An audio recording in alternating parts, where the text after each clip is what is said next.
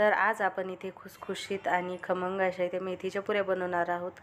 तर 4 ते 5 दिवस या पुऱ्यांना काहीही होत नाही, अगदी खुसखुशीत अशा इथे पुऱ्या राहतात।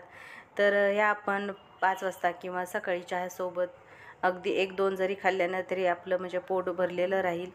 आपल्याला छोट्याशा भुकेसाठी या खूप उपयोगी पडतात किंवा लहान मुलांना 5 वाजता शाळेतून आल्याच्यानंतर काहीतरी हवं असतं खायला, तर अशा पद्धतीने जर तुम्ही पुऱ्या बनवून ठेवल्या तर अगदी आरामशीर त्यांना देऊ शकता खाण्यासाठी।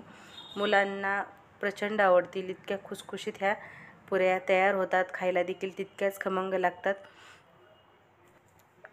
आणि जर आपण थंडीमध्ये बाहेर फिरायला जातो तेव्हा देखील तुम्ही इथे ह्या पुऱ्या नेऊ शकता। बाकी आपण घरचं साहित्य नेतोच, पण त्यामध्ये जर तुम्ही अशा खमंग मेथीच्या पुऱ्या जर नेल्या तर खूप उपयोगी पडतील आणि मुलांना डब्यामध्ये देखील या पुऱ्या तुम्ही देऊ शकता। तर आता इथे पुऱ्या बनवण्यासाठी मी ते घेतलेलं आहे, पाव किलो मेथी घेतलेली आहे। ती स्वच्छ 2 ते 3 पाण्याने स्वच्छ धुवून घेतलेली आहे। फक्त कोवळी पानं घ्यायची आपल्याला, याचे देठ वगैरे घ्यायचे नाहीत।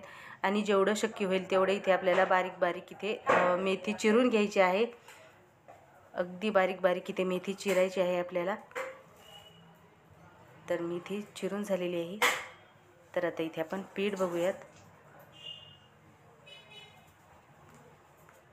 तर इथे मी एक मोठं ताट घेतलेलं आहे, तर ताटामध्ये मी इथे टाकलेलं आहे 2 वाटी गव्हाचं पीठ, चाळून घेतलेलं पीठ आहे, अर्धा वाटी बेसन पीठ, चवीनुसार मीठ, अर्धा चमचा इथे हळद पावडर टाकलेली आहे, आवडीनुसार इथे लाल तिखट टाकायचं आहे, ओवा आहे चिमूटभर, अर्धा चमचा इथे जिरे टाकलेले आहेत, 2 ते 3 चमचे इथे पांढरे तीळ, अद्रक लसणाची पेस्ट टाकलेली आहे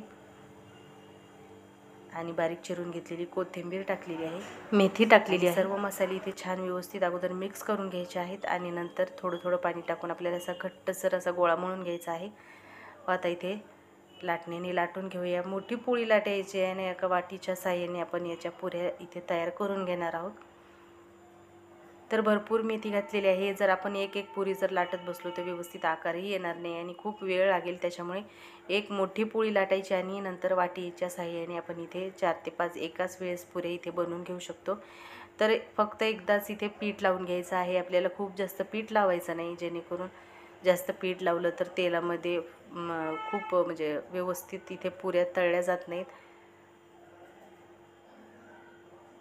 तर अशा पद्धतीने इथे मी एकाच वेळेस 5 पुऱ्या इथे मी तयार करून घेतलेल्या आहेत। तर सर्व पुऱ्या मी अशाच पद्धतीने आता एक मोठी पोळी लाटून अशाच पद्धतीने पुऱ्या बनवून घेणार आहे आणि आकारही गोल गरगरीत असा इथे आलेला आहे।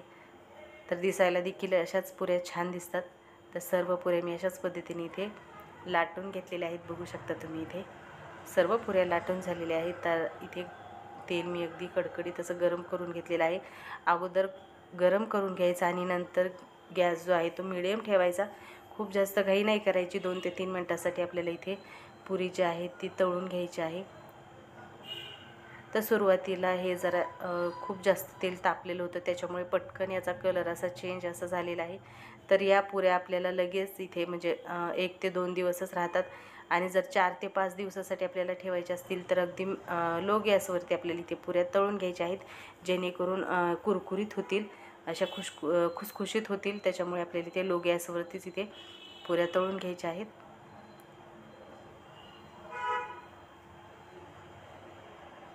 तर पहिली बॅच थोडीशी डार्क झालेली आहे, त्याच्यामुळे नंतर मी गॅस कमी केलेला आहे आणि थोड्याशा म्हणजे लो गॅसवरतीच इथे 2 ते 3 मिनिटासाठी इथे पुऱ्या मी तळून घेणार आहे। तर तुम्हाला या पुऱ्यांचा कलर दाखवते। कलर खूप जास्त चेंज होऊ द्यायचा नाही, अगदी हलकासा सोनेरी रंग आला की आपण याला काढून घेणार आहोत।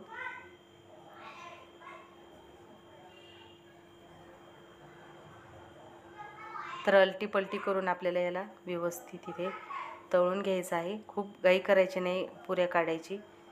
लो गॅसवरती आपल्याला इथे व्यवस्थित खरपूस असे इथे पुऱ्या ज्या आहेत त्या तळून इथे घेतलेल्या आहेत।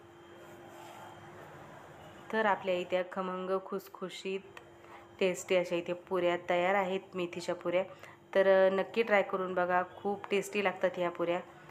तर कशी वाटली तुम्हाला आजची खमंग टेस्टी रेसिपी नक्की कमेंट करून सांगा आणि त्याचबरोबर सोनटी स्पेशल डिश या मराठी चॅनलला सबस्क्राईब करा। रेसिपी आवडली असेल तर रेसिपीला लाईक करा आणि पुन्हा भेटूया असेच एका छानशा हिवाळी टेस्टी खमंग रेसिपीबरोबर। तोपर्यंत बाय।